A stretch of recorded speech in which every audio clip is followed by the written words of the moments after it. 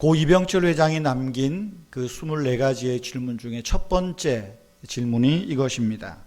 신의 존재를 어떻게 증명할 수 있는가?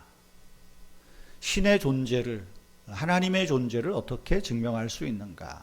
그리고 이어나오는 질문이 하나님이 우주 만물을 창조했다고 하는데 무엇으로 증명할 수 있느냐? 하나님 존재의 증명에 관한 질문을 첫 번째에서 네 번째까지 연이어서 하고 있습니다.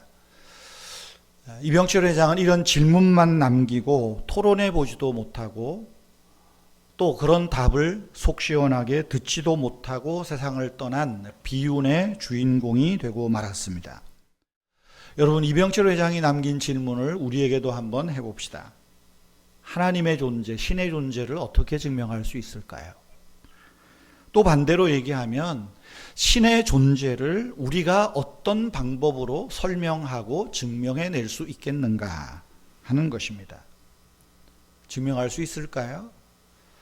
실망스럽게도 증명할 수가 없습니다. 20세기를 대표하는 철학자 중에 한 분인 카를 힐티라고 하는 분이 이런 이야기를 했습니다. 설명하지 못하는 것이 신의 본질이다. 하나님의 본질. 설명할 수 있으면 신은 신이 아니다. 신을 설명할 수 있는 인간은 인간이 아니다. 그러니까 신을 설명할 수 있는 방법은 신 외에는 없다. 그런 얘기죠. 도무지 불가능하다 하는 겁니다. 그러면 여러분, 우리가 신의 존재를 증명할 수 없다. 다만 조금 인식할 뿐이라. 어떻게 인식할 수 있을까요? 100% 신을 다 안다고 말할 수 있을까요? 제가 목사로 성경을 이야기를 하고 하나님 이야기를 하는데 저는 하나님을 과연 다 여러분들에게 속 시원하게 설명할 수 있을까요? 어려운 이야기입니다. 이런 예를 한번 들어볼까요? 옛날 어느 마을에 아주 현명하다고 소문난 사람 6명이 살았답니다. 여러분 다 들어봄직한 이야기입니다. 그런데 6명이 모두 맹인입니다. 앞을 보지 못하는데 얼마나 말이 지혜로운지, 그래서 비록 볼 수는 없지만 현자라고 했습니다. 어느 날 생뚱맞게 어떤 사람이 코끼리 한 마리를 끌고 와서 이 6명의 맹인들에게 자, 이 코끼리가 어떻게 생겼는지, 코끼리가 어떤 형태인지 좀 알려달라고. 그랬더니 이 6명의 현자들이 모여서 토론을 합니다. 코끼리 어떻게 생겼을까? 뭐 본 적이 있나요? 경험이 있나요? 그러면서 6명이 말합니다. 그래, 우리 각자가 저 코끼리라는 놈을 한번 만져보고 그리고 코끼리에 대해서 정의를 내리자. 그렇게 말합니다. 첫 번째 맹인이 코끼리의 귀를 만집니다. 귀를 만지고 뭐라 그래요? 아, 코끼리는 부채와 같다. 그렇게 말합니다. 두 번째 사람은 코끼리의 큼직한 다리를 만지고는 아니야, 코끼리는 다리와 같아. 나무와 같다 라고 말합니다. 두 사람의 이야기를 들은 세 번째 맹인이 큰 소리로 말합니다. 당신들 다 틀렸어. 코끼리는 밧줄 같아. 코를 만지고 하는 이야기입니다. 꼬리를 만지고 하는 이야기입니다. 밧줄 같아. 그랬더니 네 번째 사람이 또 주섬주섬 말합니다. 아니야, 코끼리는 창과 같아. 창, 상아를 만지고 하는 것 같습니다. 창과 같아. 다섯 번째 사람이 또 말합니다. 당신들 다 틀렸어. 내가 만져보니까 코끼리는 담벼락이야. 옆에 판을 만지고 하는 거겠죠. 코끼리는 담벼락이야. 그랬더니 여섯 번째 사람이 코웃음을 치면서 말합니다. 당신들 다 틀려먹었어. 내가 만져보니까 코끼리는 뱀 같아. 코를 만지니까 꾸물꾸물하잖아요. 그러니까 뱀과 같아. 6명의 맹인들은 서로 자기가 경험한 것, 만진 것을 가지고 코끼리는 이것이다 라고 정의를 내리고 서로 우깁니다. 여러분, 코끼리 잘못입니까? 맹인의 잘못입니까? 코끼리 잘못은 없습니다.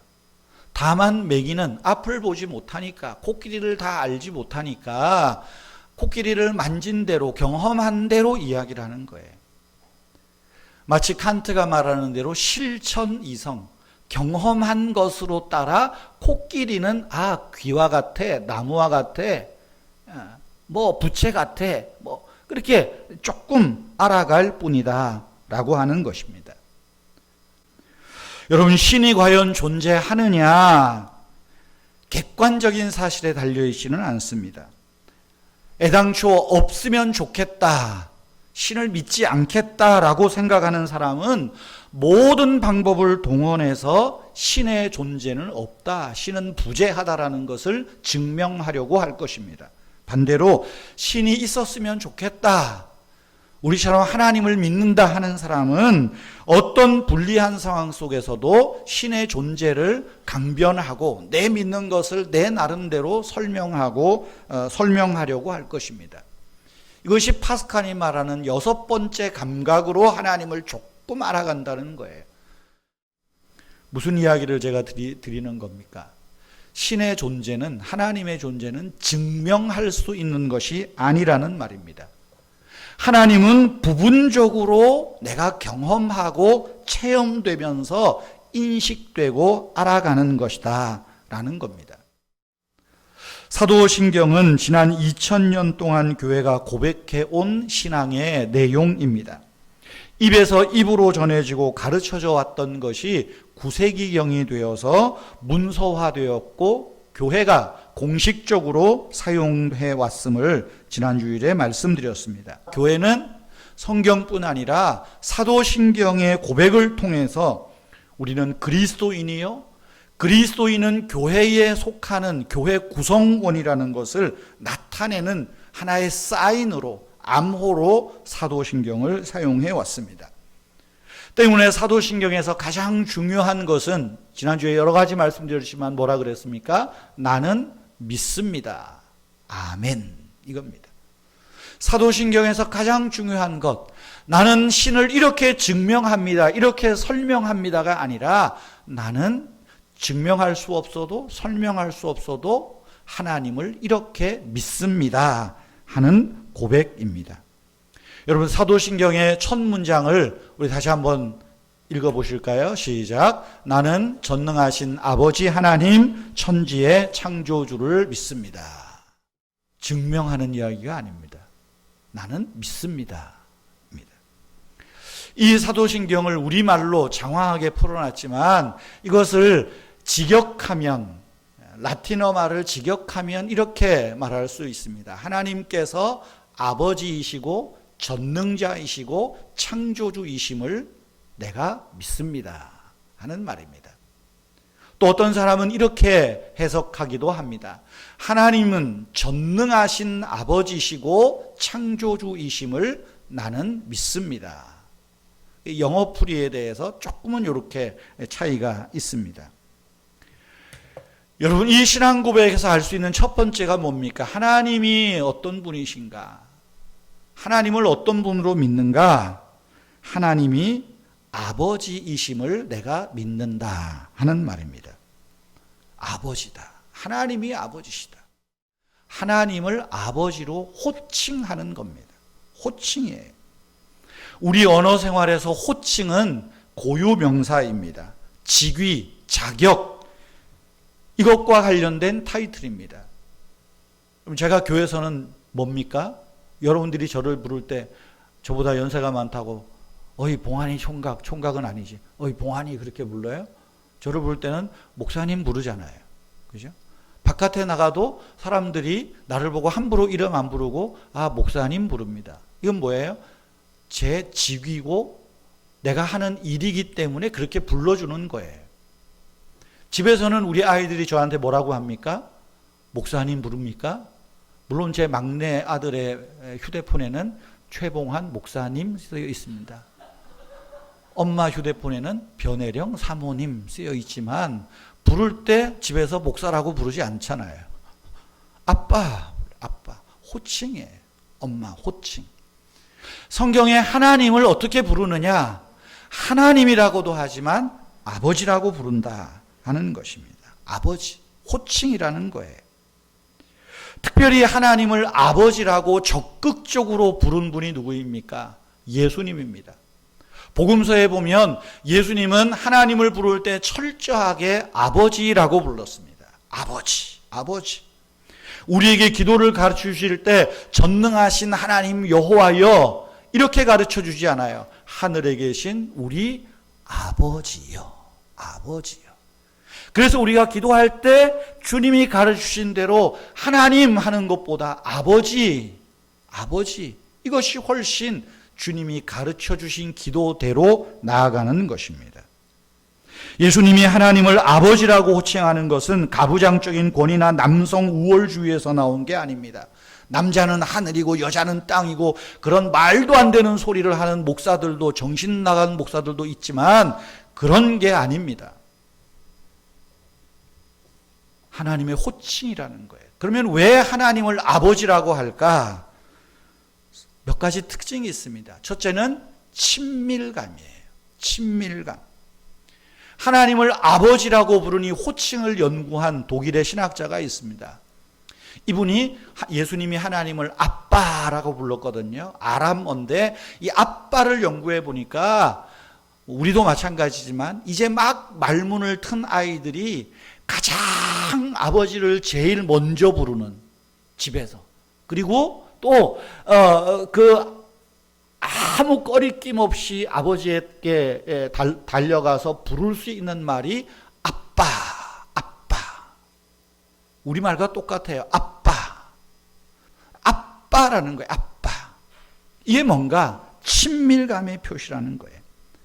하나님은 우리의 존경과 경배의 대상이지만 동시에 우리와 가장 친밀한 분이다 라는 것입니다. 왜요? 그분이 우리의 아빠가 되시기 때문에. 아빠, 아빠. 그래서 사도신경에서 하나님 아버지를 내가 믿는다라는 것은 하나님은 진노하시는 분, 하나님은 심판하시는 분이 아니라 하나님은 사랑으로 우리를 품으시고 안으시는 분이다. 그 표현을 최대한으로 나타낸 것이 아빠, 아버지라는 겁니다. 친밀한 아버지 되심을 사도신경에서 제일 먼저 고백하는 거예요. 두 번째로 예수님이 그렇게 말씀하시고 또 우리가 고백하는 내용 중에 하나가 뭡니까? 아버지라고 할 때는 베푸시는 아버지입니다. 베푸는 아버지. 아버지 하나님은 우리 인간들에게 끊임없이 요구하시는 분이 아니라 주시는 분입니다. 하나님이 우리에게 주시는 것은 당신 자신을 주신다는 거예요. 대부분의 세상의 신들, 이방 신들은 사람들에게 공포와 두려움을 주면서 끊임없이 요구합니다. 네가 이렇게 이렇게 하면 하는 거 봐서 내가 복을 줄게. 네가 이렇게 이렇게 하면 봐서 내가 이렇게 해줄게. 늘 조건적입니다. 그런데 기독교 신앙은 그것이 아닙니다. 하나님은 우리에게 요구하시기 이전에 주시는 분입니다. 물론 요구하는 부분도 있어요. 그런데 여러분, 철저하게 신앙은 하나님이 먼저 베푸셨다 하는 겁니다. 때로 우리가 포기하고 하나님께 드려야 할 것이지만 그러나 그것은 강요가 아닙니다. 자발적인 희생이요, 자발적인 신앙의 고백이라는 것이요. 마태복음 6장 8절에 보면 너희에게 있어야 할 것을 하나님 아버지께서 미리 아시느니라. 베푸시기 이전에 우리의 형편을 미리 아시고 관심을 가지고 돌보시는 아버지, 어머니. 바로 그분이 하나님 아버지라는 거예요. 세 번째로 하나님 아버지를 믿는다는 그 아버지의 호칭에 나오는 또 의미가 뭐겠습니까? 아버지라는 말에는 용서라는 말이 있다는 거예요. 우리 대한민국의 아버지들이 제일 못하는 게 뭡니까? 미안해 하는 말, 사랑해 하는 말 잘 못한다고 합니다. 그 뭐 굳이 말해야 알아? 그런데 늘 아버지는 자식들에 대해서 그런 마음이 있어요. 자식이 잘못했을 때 혼내지만 이미 용서의 마음이 있어요. 하나님 아버지는 용서하시는 분이라는 것입니다. 용서하시는 아버지로서 가장 설명을 잘한 예수님의 설교가 뭡니까? 누가복음 15장에 나오는 탕자 이야기. 그 탕자 이야기에서 하나님이 어떤 분으로 그려져요? 하나님은 기다리시는 아버지, 용서하시는 아버지. 아버지, 아버지. 그래서 예수님이 누가복음 15장에서도 아버지 되신 하나님을 설명하는 거예요. 물론 그 안에는 모성애도 포함되어 있지요. 하나님을 아버지라고 고백한다는 것, 쉬운 것 같지만 어려운 일입니다. 그래서 오늘 성경에서도 말하지 않습니까? 하나님의 영으로 인도함을 받는 사람은 하나님의 아들이라. 하나님의 영을 받는 사람이 하나님을 아빠, 아버지라 부르짖는다 라고 말하는 거예요. 성도 여러분, 하나님을 아버지라고 부르십니까? 여러분은 횡재하신 분입니다. 여러분은 행복한 사람들입니다. 우리가 하나님을 아버지라고 부르게 되고 우리가 하나님의 자녀가 되었다고 할 때는 두 가지 차원이 있습니다. 하나님과의 관계가 새로워졌다는 거예요. 아까 말씀드린 대로 용서받는 관계, 하나님으로부터 끊임없이 배품, 공급을 받는 관계, 하나님과 친밀한 관계. 관계가 바뀌었습니다. 우리의 신분이 변화된 것입니다. 죄의 종에서 하나님의 자녀로 하나님의 양자가 되었습니다. 두 번째로 우리가 하나님을 아버지라고 부른다는 말은 하나님을 닮아가는 요구가 있다는 거예요. 내가 하나님을 아버지라고 고백한다. 신앙생활이 뭡니까? 하나님을 닮아가는 거예요. 예수님을 닮아가는 거예요. 오늘날 신앙생활하면서 예수 닮기를 게을리합니다. 사실은 하나님이 아버지 되심을 거부하는 것과 다를 바 없어요. 누가복음 6장 35절에 보면 너희 아버지의 자비하심과 같이 너희도 자비하라 말합니다. 하나님의 자비하심을 닮아가라는 요구 아니겠습니까? 마태복음 5장 44절 45절 너희 원수를 사랑하며 너희 핍박하는 자를 위하여 기도하라. 이같이 한즉 하늘에 계신 너희 아버지의 아들이 되리니. 아버지의 아들, 하나님의 아들은 하나님이 보이신 사랑, 하나님이 보이신 자비, 긍휼이 우리 삶에서 배이고 나올 수 있도록 닮아가는 특징이 있다는 겁니다. 기독교 윤리가 뭡니까? 뭐 거창하게 누구를 돕고 뭘 하고, 아니요. 기독교 윤리의 출발은 사랑의 하나님을 닮아가는 겁니다. 예수님을 닮아가는 겁니다. 그것을 신학적인 용어로는 성화라고 말합니다. 거룩해지는 거예요. 하나님을 닮아가는 것입니다. 성도 여러분, 하나님을 어떻게 부를 것인가? 내가 결정할 문제가 아닙니다. 하나님 자신이 계시해 주신 호칭에 따라 우리는 하나님을 아버지라고 부를 수 있습니다. 우리가 임의로 할 수 있는 것이 아닙니다. 비록 우리가 이 땅에서 아버지에 대한 상처가 많고 아버지에 대한 경험이 부족하고 아버지에 대한 결핍이 있더라도 하나님이 여러분의 참된 아버지가 되어주신다는 것. 그 하나님이 이 땅에서 내가 경험하지 못한 연약하고 부족한 아버지에 대한 경험을 훨씬 채워주는 그 좋으신 아버지가 바로 우리가 믿는 하나님이시라는 것입니다. 여러분, 내가 이 땅에서 경험한 아버지를 가지고 하나님을 이야기를 하지 마십시오. 하나님은 부성, 모성, 모든 사랑들이 충만하신 분입니다. 다만 하나님은 그 모든 대표적인 호칭으로 당신을 아버지로 고백하시고, 예수님께서 그 하나님을 아빠라고 부르시고, 성령께서 우리를 찾아오셔서 우리 마음을 감동하셔서 그 하나님을 아빠 아버지라 부르게 하신다라는 사실입니다. 사랑하는 성도 여러분, 하나님을 아버지라 부를 수 있는 저와 여러분은 참으로 행복한 사람입니다.